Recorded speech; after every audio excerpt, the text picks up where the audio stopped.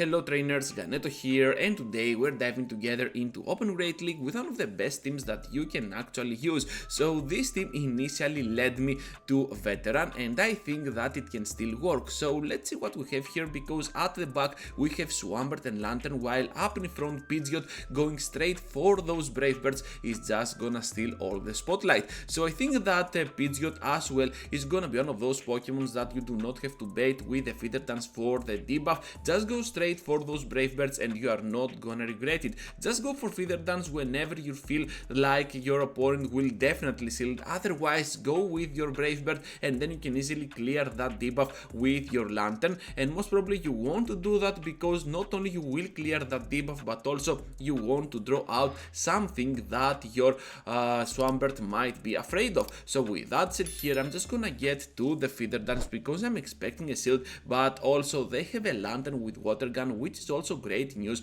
for my team. At this point I can still go into the battle with my Swampert and go straight for those Hydro Cannons, because after that debuff I can guarantee the farm down with the Matshots, and yeah, we're just gonna looking pretty wonderful over here. Into the next one now, and we're having a Registeel up in front, one of the worst leads actually that you can get, if not the worst, with this team, because not only we do not have a clear answer to this Pokemon up in front, but also at the back we have only Swampert that can kinda deal with it. Knowing this fact, our only answer to this threat up in front is gonna be obviously Lantern, so we're just gonna throw it into the battle and hope for the best. They will take us out, but at what cost? We kinda have the upper hand because we can for sure go ahead and pressure now even that Registeel with a pure Brave Bird. So seeing now the switch out to this Mandibuzz makes me think that they're kinda switch locked against my Pidgeot. So at this point I'm just gonna go ahead and tank those moves while I can charge up as much as I can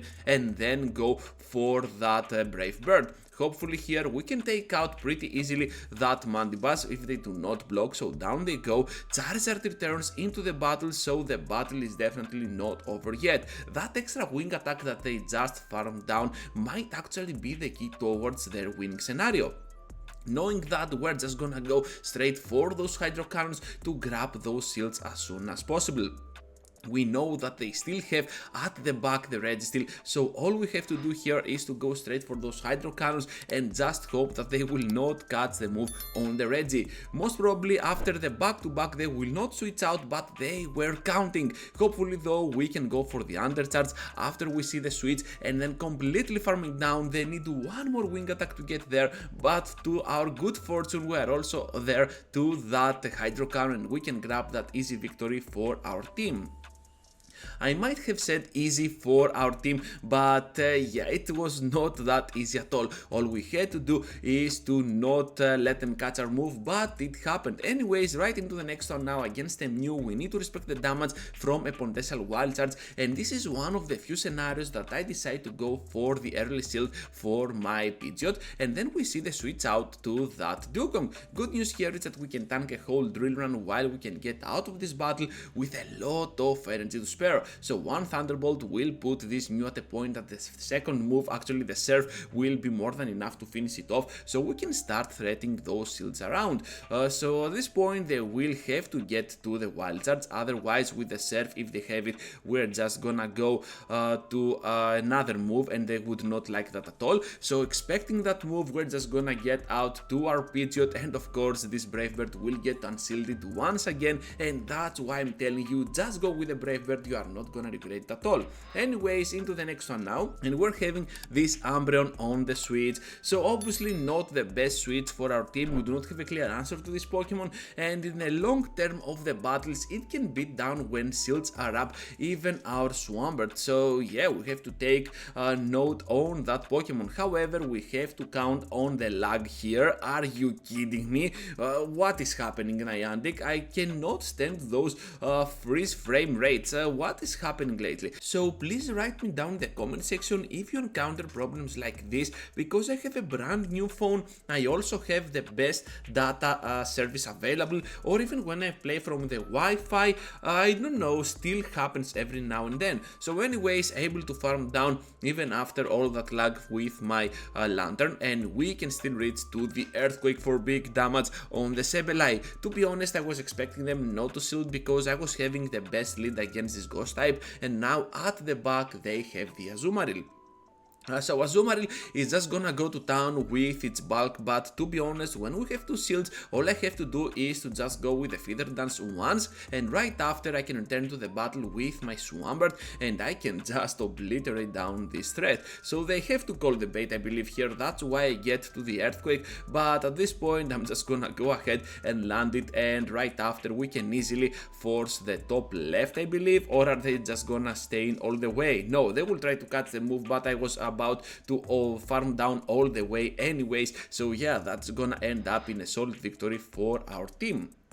The powder snow version of Alola Sandslash up in front for the next one, which is pretty bad for my Pidgeot. We have to get out of there as soon as possible, and to our good fortune, we're just gonna get that Revenant out of the way with our Lantern. You know what, we can still press that Pokemon to a point that they have to shield, or they're just gonna get super low, and we almost get the farm down with that updated Spark this season.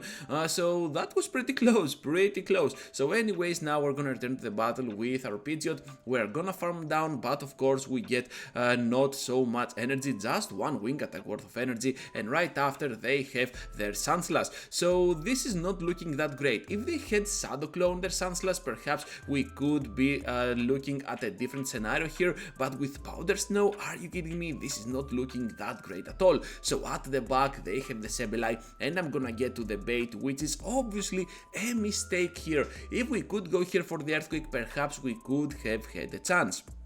Now they're gonna get to those shields, and of course we need to shield in return, but the outcome might have just already been settled. I'm just gonna reach here to the Hydro Cannon, they are gonna block in and they can still finish me off. Can we farm down right on time? I don't think so, because we do not have a lot of HP, and of course those Powder Snows from the Alolan Sandslash will just destroy us down. Into the next one now after that very bad loss against this skillful trainer, and we're facing a Deoxys up in front. Once again, we're gonna get to the Brave Bird for big damage, and then switch out to clear the debuff, and of course throw out the grass type with our Lantern. They're gonna get to that Psycho Boost, throwing some energy for no reason, and then switch out to their Steelix. I don't know why they did that, but perhaps they could go ahead and bank that energy. But anyways, right here the Steelix will still be able to debuff my Pokemon all the way down while they spend some shields in the process.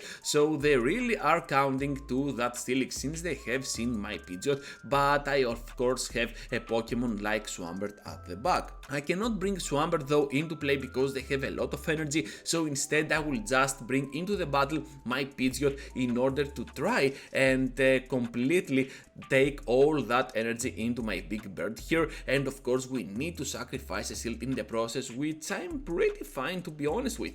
So right here now I'm just gonna bring my Swampert, and now I can guarantee that I can bring them to no HP without letting them to debuff my Pokemon, and I'm not switch locked over here. So now Swampert will definitely has to block the Psycho Boost at least once, and right after we can guarantee the farm down, because even if they throw here another Psycho Boost, this time it will be much more debuffed and we can definitely survive it. At the back they have another ground type Pokemon, this time the Gligar, and of course a double Hydro Cannon will definitely seal the deal against that Pokemon, and even if the Deoxys will return, oh my goodness, they do not even have it, we can still guarantee the victory. So into the final one trainers, and we're having a good lead against that Sableye.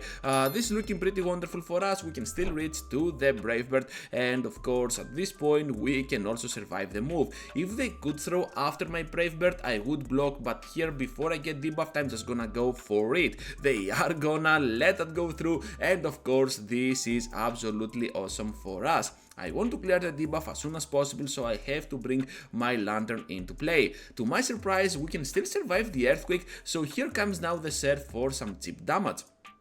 So they are gonna be able to farm it down, but it doesn't matter because I still have Pidgeot, which can return into the battle, I believe, for the final time, and now we can go for those feather dances to thread some seals. That's why I told you before, you need to go for the feather dance only when you think this is gonna change the outcome of the battle, or if when you think that they are gonna seal no matter what. So right here I'm just gonna get to the Brave Bird for massive damage on the Noctowl, then clear the debuff. So what I said before might have been a lie. We're gonna see Pidgeot once again in a while, I believe. So anyways, Sky Attack now to finish me off, but at this point Pidgeot can return and completely farm down in the process. Of course, first we need to block whatever they throw, and right after we can still reach to our Brave Bird to finish them off. At this point I was thinking that Noctowl was out of the way, but now it faints, which was pretty scary to end this video. So thank you for watching, trainers, and for